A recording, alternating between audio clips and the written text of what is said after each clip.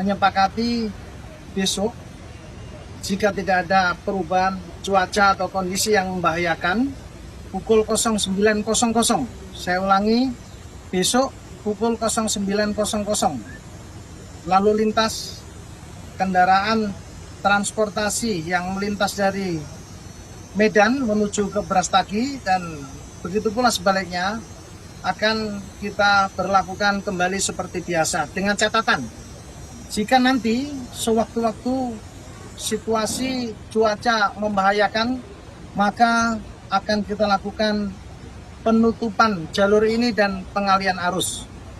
Sekaligus kita saat ini juga menunggu informasi dari Badan Geologi Pusat yang sedang melaksanakan penelitian terkait dengan kondisi